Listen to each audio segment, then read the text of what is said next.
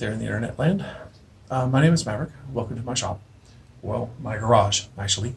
I'm not a professional luthier. I'm an amateur. My day job is a software developer. That's what I've been doing for the last 20 plus years, pretty much everything imaginable with computers.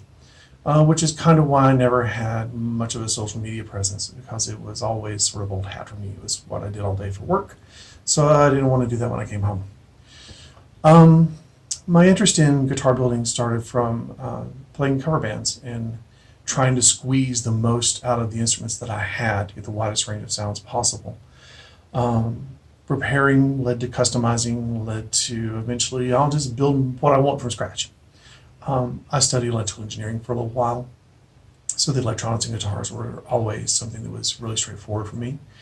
I built 80-something model rockets when I was a kid, and so the fine woodworking skills and that sort of stuff was always, something that was pretty natural to me as well. So luthiery was sort of a natural extension of doing something with my hands as opposed to sitting in front of a computer. My interest in the contest is partly because I'd like some external review from the pros about how I do things and how well I'm doing things. And of course, everyone suffers from a little bit of imposter syndrome. I mean, my shop isn't even air conditioned. So it'd be kind of nice to know that I'm not completely off the rails, so to speak. The other part of it is a little bit personal. A few years ago, my daughter and I went to a guitar show nearby in Franklin, and she saw this steampunk guitar and was just completely enamored with it. She thought it was the coolest thing in the world. So I told her, I'll make a deal. You learn to play, I'll build you anything you want, steampunk guitar included.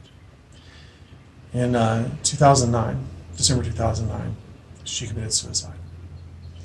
That makes it hard to do much of anything, especially anything as outlandish as this sort of thing. And with the coronavirus, it's real easy to get isolated in your house and you look back at the year and the only thing you've accomplished is a shrinking Netflix queue and an expanding waistline. And deadlines work for me. So the external motivation to get out and get doing something is something I'm very much needed. And I guess in a strange way, I'm keeping my promise. I'm going to build a steampunk themed guitar. So without further ado, let's look at the design. Here is the design of the guitar. So I spent the last month or so 3D modeling this in Autodesk Fusion and ordering bits and parts. The overall design of the guitar is loosely based on the sort of classic lines of a Les Paul merged with the modern lines of a Wolfgang. The body is going to be 2 pieces of mahogany, rosewood fingerboard, 24 stainless steel frets, 25.5-inch scale, Floyd Rose. I have not decided yet whether or not to do a one-piece maple neck with carbon graphite reinforcements or to do a multi-part laminate of mahogany and maple. I guess will depend upon if someone comments on it and says which way they would like it to go, because my technique for doing laminations is kind of interesting, I suppose.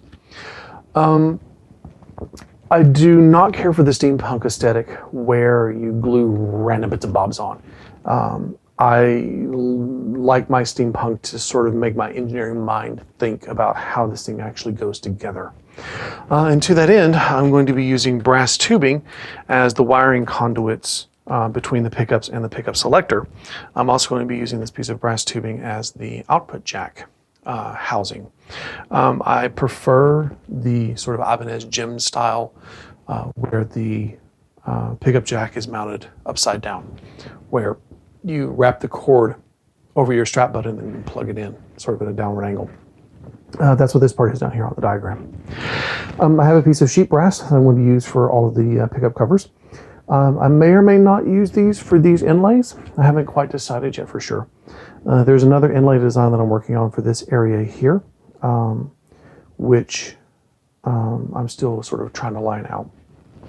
I do own an X-Carve CNC, one of the earlier models. I will be using the CNC to do part of the initial construction of this, but I tend to use the CNC as a get me mostly there tool, not as a final product tool.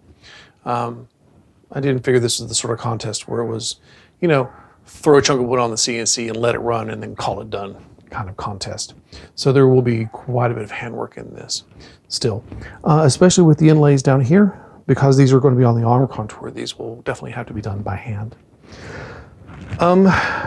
So I have a set of weathered brass tuners that I'm going to use. These are perhaps a little too weathered. I'm going to clean these up just a bit so that the aesthetic of these tuners kind of matches the aesthetic of the other hardware that I have. Going to be using Schaller strap locks in bronze because there shall be no dropping of the guitar. And then I also happen to find a Floyd Rose in the same sort of bronze color. The pickup choice that I went with is a little unusual. These are the GFS lipstick tube humbuckers.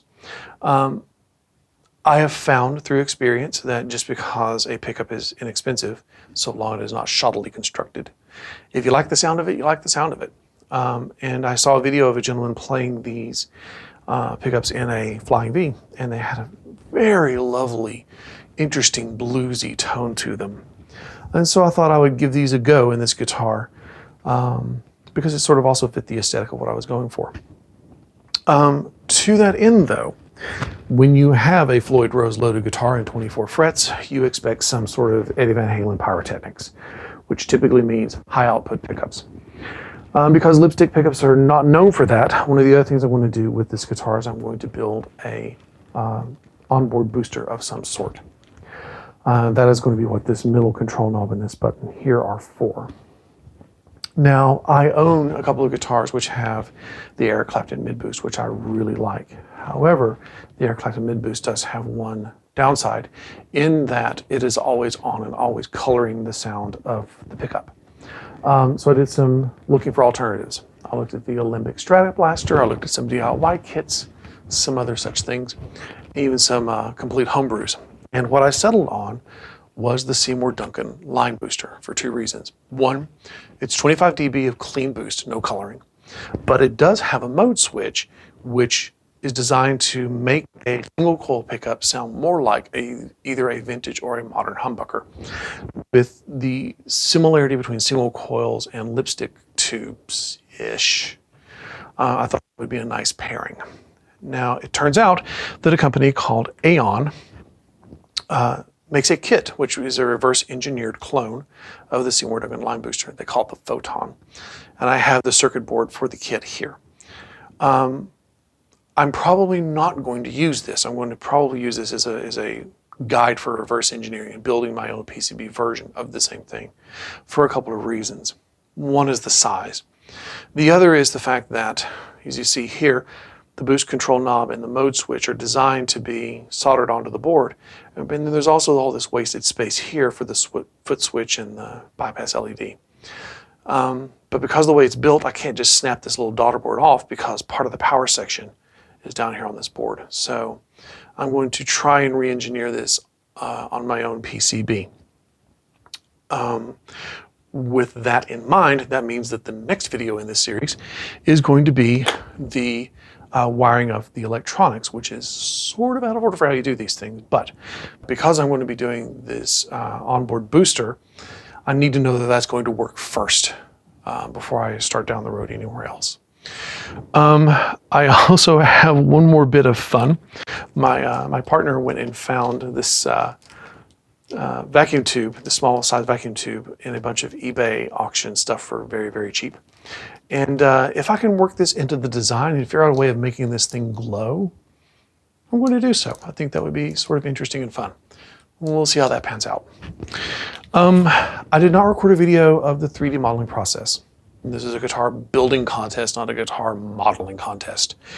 But if that is something that everyone is interested in seeing, I will be happy to post some videos of my techniques and tips for 3D modeling a guitar completely separate of the contest.